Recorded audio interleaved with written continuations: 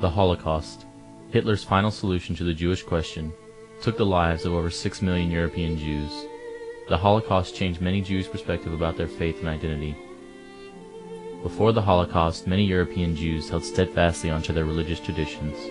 In places such as Poland and Germany, where Jews were hit the hardest, many Jews were very devout in their faith. We come to the meal, I do remember that we will never sit down at the chair if Father will not take his place. In the early part of the 20th century, a strong sense of anti-Semitism pervaded the European continent and was evident in the undertones of social behavior. This behavior ranged from hurtful remarks, physical damage, and even death. And I began to feel inferior. I began to feel I am Jewish, and obviously there must be something wrong with me because those children don't like me. There were some so-called shy guts in the street, and then sometimes when I went out, I was in the street, they throw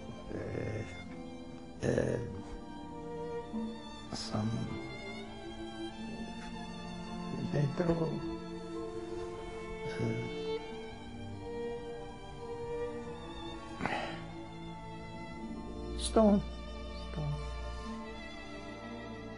In 1933, the Nazi Party rose to power with Adolf Hitler as their leader, establishing the idea of Aryan superiority.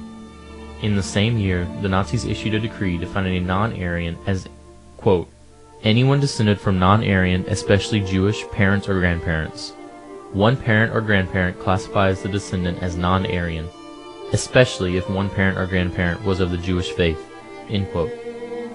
Hitler went a step further in 1935, depriving German Jews of their rights of citizenship, instead giving them the status of subjects in Hitler's Reich. Hitler's laws forced many Jews, including those who did not consider themselves Jewish or identify with the Jewish religion, to be forcibly labeled as a Jew. Those Jews and others were subjected to considerable persecution. This open persecution of the Jews led many to hide their Jewish identity as a means of survival. And he put me in an orphanage. I think it was a Catholic orphanage, but I was told that it might have been a Russian Orthodox orphanage. And I remember there were nuns there and one priest. And I didn't know I was Jewish because I had a cross on me. My mother put the cross on me because she always was afraid of this, that we'd be separated and, you know, I'd be dead.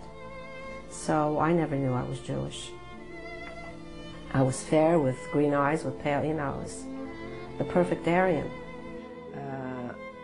So that's why people think that the Jews have two heads. So I asked her about the other children and the other people. She says, no, we are the only one family here. But you must keep the secret and you cannot tell nobody. Was this the first time you found out that you were Jewish? Yeah. And I cried all day. And I said, why us? And why us? And why us?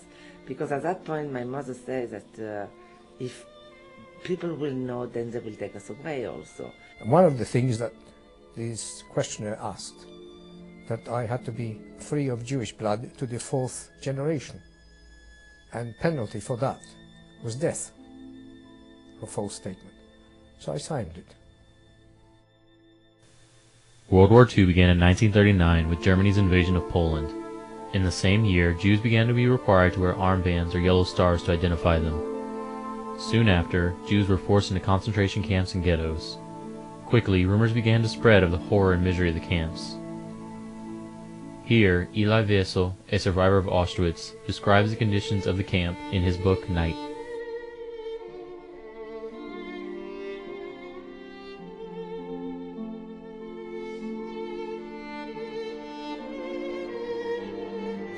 The dreadful conditions around Europe in the 1940s led many to do whatever it took to survive, even at the expense of their own humanity. It was lying there a dead Jew. And another Jew, he was cutting from his back a piece of meat and he ate it. That was the Jew. Yet despite the extreme persecution throughout Europe and the threat of murderous atrocities, some Jews in hiding and in ghettos continued their religious practice. My father, when he came to the audience side, took the tallis with him. I could not figure out at all the tallis and the tefillin he took with him.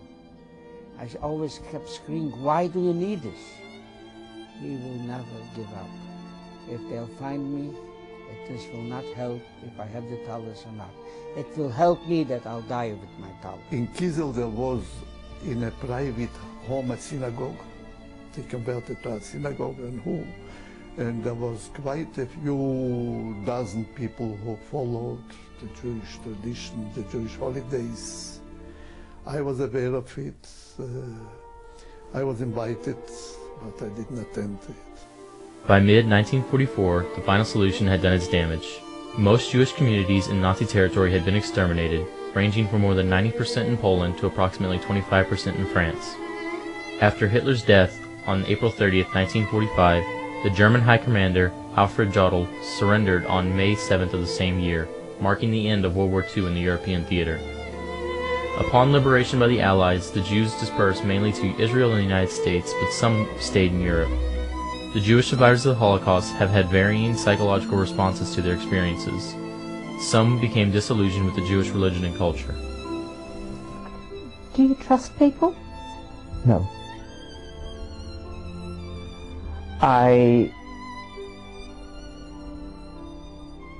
try to, I want to, but up to a point comes where I think ultimately I don't believe I could trust anybody 100%.